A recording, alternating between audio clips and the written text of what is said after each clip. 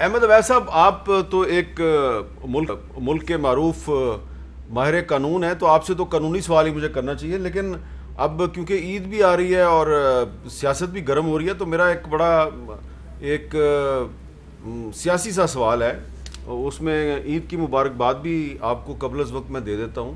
یہ قربانی کی عید آ رہی ہے، تو اس قربانی کی عید کے بعد آپ کو لگ رہا ہے کہ کچھ لوگوں کی سیاست کی قربانی ہوگی اور کچھ لوگوں کی انا بھی قربان ہو جائے گی؟ میرا خیال ہے یہ آپ کی یہ اپریہنشن جو ہے وہ کافی درست ہے۔ مجھے لگتا ہے کہ عید کے بعد بہت بڑی تبدیلیاں آئیں گی اور بہت ساری قربانیاں جو ہیں وہ سیلف سٹائل بھی ہوں گی یا جبرن بھی ہوں گی، لیکن یہ ہوگا ضرور جو حالات میں آ رہے ہیں، اور بہت بڑی تبدیلی متوقع ہے۔ یہ آگے جولائی کا جو لاسٹ ہاف ہے، جو جولائی سے آن ورڈ، اس میں 1-1.5 مہینے میں کافی بڑی تبدیلیاں آئیں گی۔ جی جویل لطیف صاحب، جولائی کے مڈ سے تبدیلیوں کا سلسلہ شروع ہوگا اور کچھ لوگ جو ہیں وہ خود ہی قربان ہو جائیں گے، کچھ کو قربان کر دیا جائے گا۔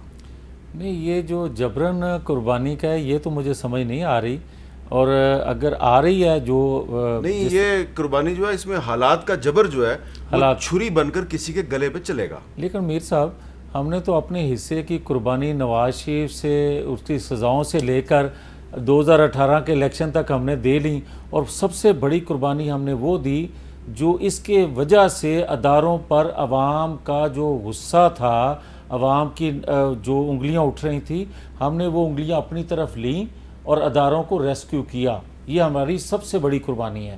اور اب میں یہ کہوں گا کہ جبر اس طرح کا نہیں ہونا چاہیے جو ماضی میں ہوتا رہا ہے، آئین قانون کے مطابق چلنا چاہیے۔ آغا صاحب، یہ روز کوئی نہ کوئی سکینڈل بھی آ رہا ہے، کوئی توشہ خانے کا نیا سکینڈل آ رہا ہے، کوئی ویڈیو سکینڈل آ رہے ہیں، کوئی آڈیو سکینڈل آ رہے ہیں، کبھی زرداری صاحب کی ملک ریاض صاحب کے ساتھ آڈیو کا سکینڈل، کوئی بہت سے سکینڈل آ رہے ہیں۔ کوئی لگ رہا ہے آپ کو کہ یہ عید کے بعد اس طرح کے معاملات میں بھی کوئی تیزی آئے گی اور بہت سی قربانیاں ہو جائیں گی؟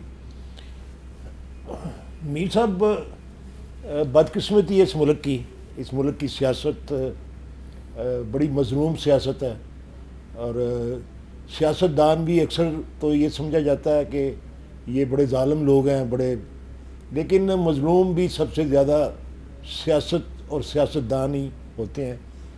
اس کی وجہ یقینی طور پہ ہمارے اندر سے کچھ لوگ ہیں جو غلطیاں کرتے ہیں، اور پھر وہ ان کی قربانیاں بھی ہوتی ہیں، اور ان کی قربانی ہونی بھی چاہیے۔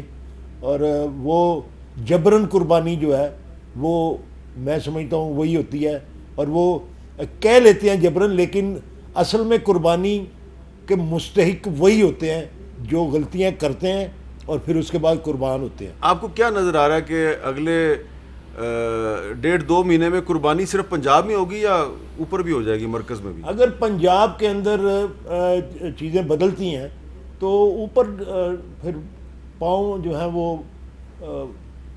وہ ٹھہر نہیں سکتے۔ لیکن یہ سارا ڈپینڈ کرتا ہے 17 جولائی کا بائی الیکشن، یہ تو آپ مانتے ہیں؟ الٹیمیٹلی 17 جولائی جو ہے وہ کلیدی فیصلہ اس کا ہے۔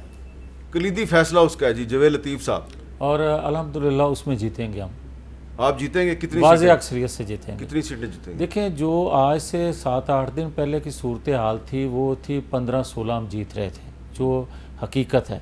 مگر جو یہ آج میں موڈ دیکھ رہا ہوں عوام کا، اور خاص طور پر عوام کا موڈ آپ کو نظر آ گیا ہے، اور جو اگر جبر کیا گیا تو 100% سیٹیں جیتیں گے۔ آپ اس طرح کام کریں، ابھی پروگرام ختم کرتے ہیں، آپ کو میں لے کے چلتا ہوں اپنے ساتھ آپرا مارکیٹ یا راول پنڈی کے راجہ بازار، عوام ابھی موجود ہوں گے، لگ پتہ جائے گا آپ کو۔ آپ دیکھ لیں، آئیں چلتے ہیں۔